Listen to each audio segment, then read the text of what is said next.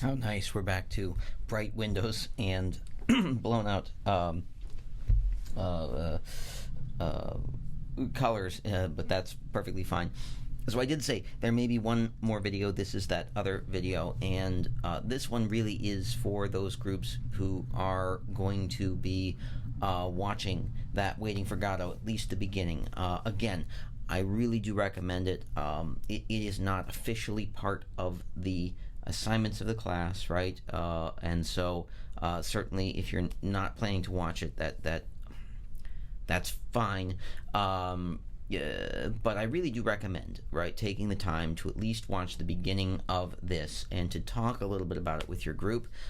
Your group question is going to be based on Esalen in the PDF, but we'll also have a little bit of a tie-in with the idea of the theater of the absurd, and so watching the Waiting for Godot video is probably going to be very helpful for you. However, in your groups this week, part of what I'd like to suggest with our theater of the absurd is that if you've read through the introduction of the theater of the absurd by Martin Esalen that we've talked about in the other videos that we've had here, you may have some questions about what exactly it is that people saw, what exactly it is that people are witnessing, what exactly it is that people are evaluating when they're talking about the theater of the absurd.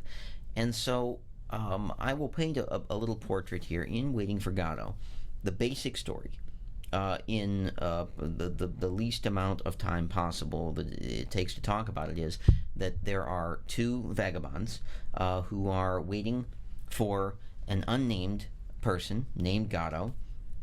They are hoping that Godot will show up and save them. We don't know what that means. They have no idea what it means. And while they are waiting, there are two other characters who come across and who speak with them. In the first act, when those two characters come across, you have Lucky and Pazzo. Lucky, who is sort of the carrier, Pazzo, who is the driver, and Pazzo is an abusive figure. He's authoritarian. He is not very nice, and he is very brusque and seems very powerful and very able to sort of do things the way he wants. In the second act, when Lucky and Pazzo come across, Lucky is in the same situation he was in before, still not well, but now Pazzo has gone blind and cannot see to do anything. And we sort of get this idea of powerlessness.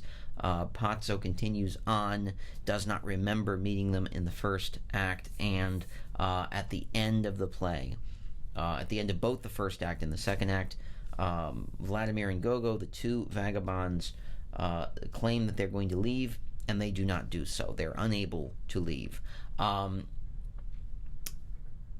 In relation to what we looked at in the Esalen video, what we heard about in the Esalen video, the Esalen PDF, is that when this was shown at a prison, prisoners really understood this to be a metaphor for their lives in prison, right? That there is constantly somebody stronger, constantly somebody weaker. You try to pretend that this is a normal place to be. You claim that you're going to leave at some point in time, even though you know you probably can't. You're waiting for something to happen, and you're not really sure what that is, right? End of a sentence, the end of life, what have you. And so the theory of the absurd gives us this feeling of helplessness, hopelessness, especially in this particular play, right? Helplessness, hopelessness, and a desire to do something but not know how to do it and not to know exactly what it is, right?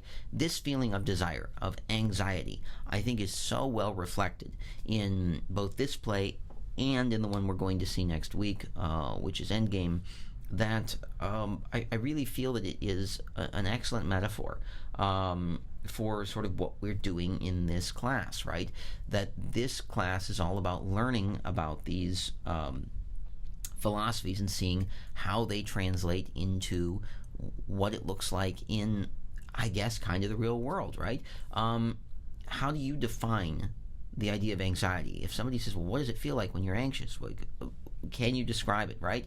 Oh, it's this feeling of sort of, I want to do something, but I'm not sure what to do, and I'm not sure if the thing I do is correct, and what if I do it wrong? I think this play presents exactly that, right? The vagabonds who are at the beginning of the play trying to figure out where Godot is, who is he, when did they actually see him, do they remember exactly what they talked about, what if they wait here and he doesn't come, what if they agreed to meet him somewhere else and they just don't remember where that somewhere else is this the only thing that will make their lives better, right? And what does it mean for things to be better, right? The Theory of the Absurd, I think, is all about definitions. It's all about the way that we receive what's presented to us. There is a silliness to what is going on stage, for sure, right? There's a lot of wordplay. There are times when they juggle hats. There are times when they, joke with each other. There are times when they, insult each other. There are certainly moments of levity, but nothing that really breaks up this feeling of dread, of existential dread, of, if we go straight back to what Sartre says, of being able to figure out what is my responsibility. What are they supposed to do? Do they have a job? Do they have something that they should be doing?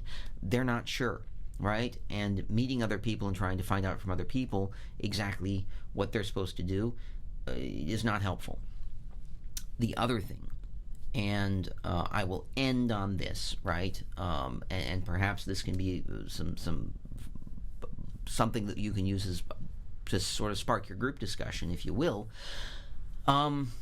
is that when we rely on other people to tell us what it is that we are supposed to do,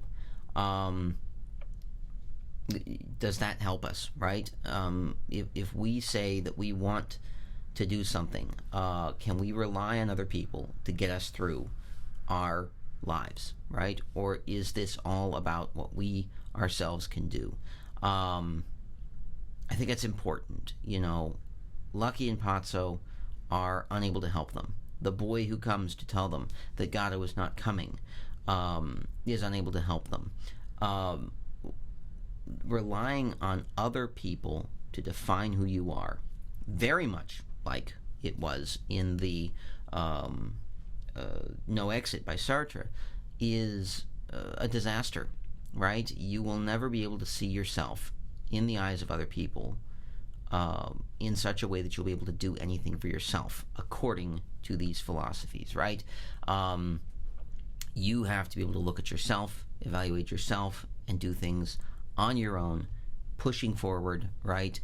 There's nothing wrong with trying to help people along, but this idea of vision and of people seeing you and that being your only connection with truly being alive, I think maybe feels very powerful for us, right? Certainly for the prisoners in San Quentin, it felt very powerful. Who is actually seeing us? When they see us, do they see us as human? How do they define us when they see us?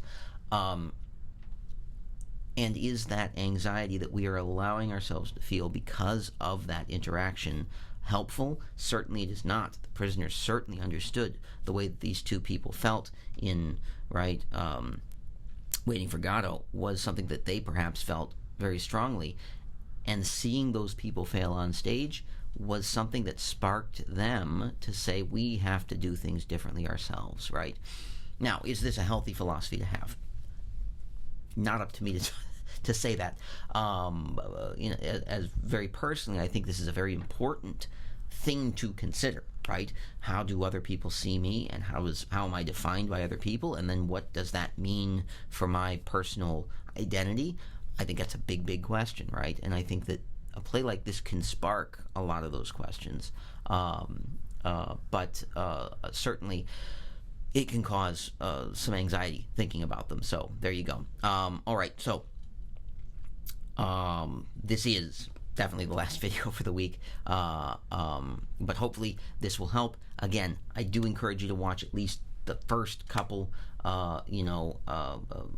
minutes of Waiting for Godot. See if it turns into something more. If you can get through the first act, wonderful, right? I think it's incredibly helpful.